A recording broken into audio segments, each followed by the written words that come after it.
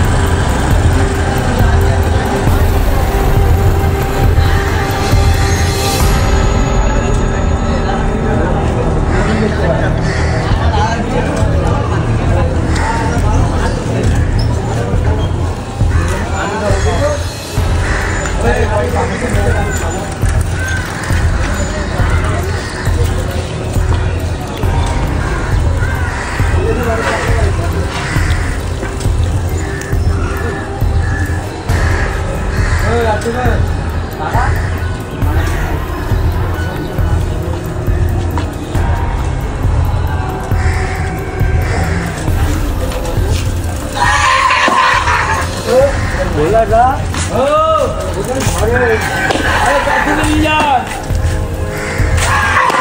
बस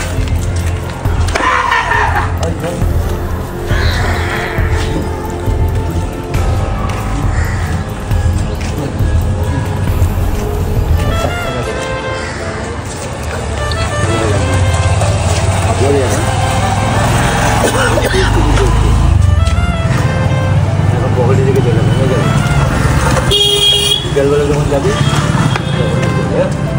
দোকান যখন করবি ঠিক আছে।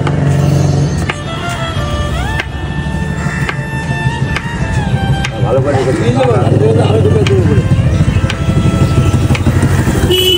এখানে পায়খানা করছিস কেন? এখানে কি করছে? এখানে পায়খানা করছে।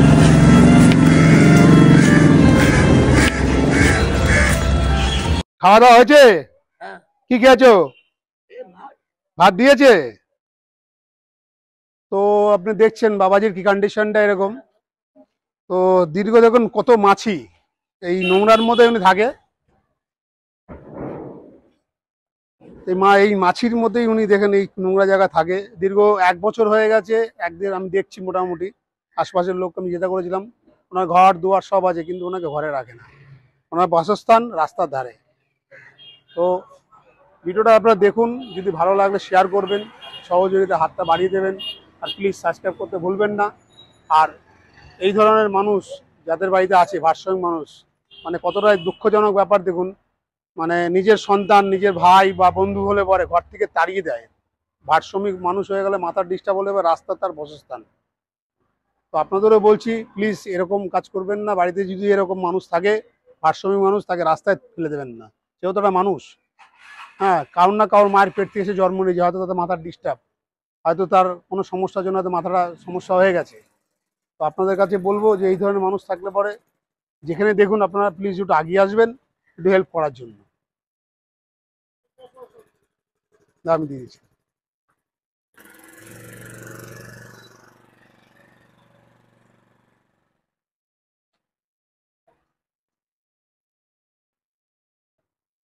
নাও, তোমার জন্য বিস্কুট আছে, পাউরুটি আছে, ঠিক আছে?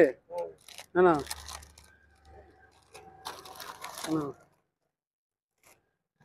এই যে না, ভাত খেয়েছো না খাবে আবার? ভাত খাবে? তাহলে ভাত আছে এখানে, ভাত আছে, জল আছে, ডিম ভাত আছে, ঠিক আছে? এই যে ডিম ভাত রেখে দিলাম এখানে, পরে খেয়ে নিও। হ্যাঁ, আর এটাও তাহলে পরে খেয়ে নিও। এই বিস্কুট গুলো মধ্যে ঢুকিয়ে রাখো, পরে খেও। যখন ভাত কেউ না দেবে তখন বিস্কুট খাবে, ঠিক আছে?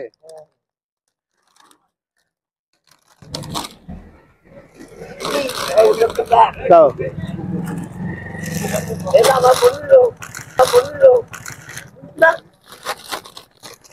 আনন্দ রাখো।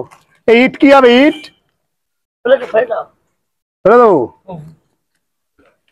তো আপনারা দেখবেন ভিডিওটাতে ক্যামেরাম্যানকে যেইভাবে মানে করে উঠেছে, মানে ইট ফিট তুলে নিয়ে উঠেছিল। তো এই সেই ইট নিয়ে উঠেছিল, আমরা রীতিমতো ভয় পেয়ে গেছিলাম। তো যাই হোক, ওনাকে বোঝানোর পরে, অনেক কি করার পরে উনি বুঝেছে। তারপরে ওনার খাওয়াটা দিলাম, উনি খুব খুশি হয়েছে খাওয়াটা পেয়ে উনি খুব খুশি হয়েছে। তো রীতিমতো আমিও প্রচণ্ড ভয় পেয়ে গেছিলাম। আর প্লিজ আপনাদের একটু সহযোগিতা চাই, ভালো লাগলে সাবস্ক্রাইব করবেন, কমেন্টে জানাবেন কাজটা কেমন করছি। এই ধরনের মানুষ ঘর থেকে প্লিজ বার করে দেবেন না। আপনার কাছে বারবার একটা কথা বলি, আপনারা এই ধরনের কাজ করবেন না। যে নিজের সন্তান, বাবা মা যেই হোক না কেন, ঘরের বাইরে করে দেবো, দীর্ঘ রাস্তায় ধরে থাকবে, এভাবে মাছি মশা নোংরা দেখতে পার, দেখাবো কেমন এইভাবে মানুষ থাকতে পারে। আপনারা দেখুন,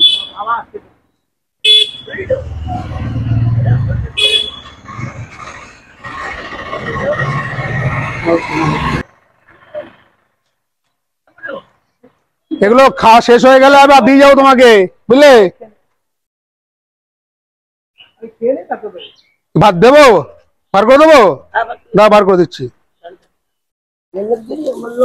হ্যাঁ,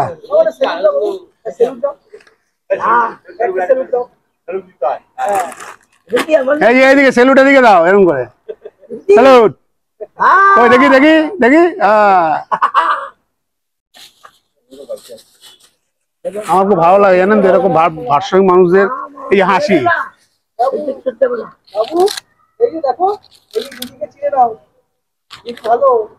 না না না, এর মধ্যে খাবে না, এটার মধ্যে খাবে না? তুমি এর মধ্যে খাও। হ্যাঁ, ওটা আমার নোংরা, মাছি বসেছে। হ্যাঁ, হাত দিও না, হাতে দেবো।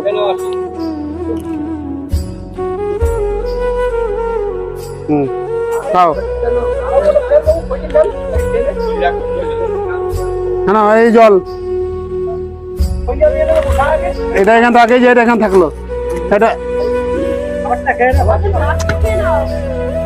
ভাতটা খাও, ভাতটা খাও। জুতোটা খোলো, জুতোটা খোলো।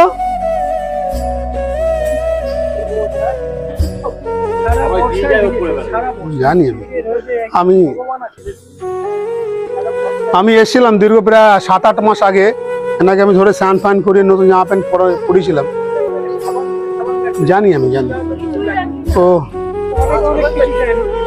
তো আপনারা দেখছেন এই যে মানুষটা এত ভালোভাবে কথা বলছে, হাসছে, এই ভয়ানক সিন আপনারা দেখতে পাবেন। ক্যামেরাম্যান ছিল, ক্যামেরাম্যানকে রীতিমতো উনি মারতে এসেছিলেন। মানে আমরা তো ভয় পেয়ে গেছিলাম যে জানি না কি হবে। তো ভারসাম্য মানুষ যখন খুশি যা খুশি করে দিতে পারে, যখন লাঠি দিয়ে হোক, ইট দিয়ে হোক, মেরে দিতে পারে, আমরা খুব ভয় পেয়ে গেছিলাম। যাই হোক, ওনাকে শান্ত করলাম, কথা বললাম। হ্যাঁ, তো এখন রীতিমতো উনি হাসছে, ভালোভাবে কথা বলছেন, এটাই তো ভালো লাগে। খাও, হ্যাঁ, পেট ভরে খাও।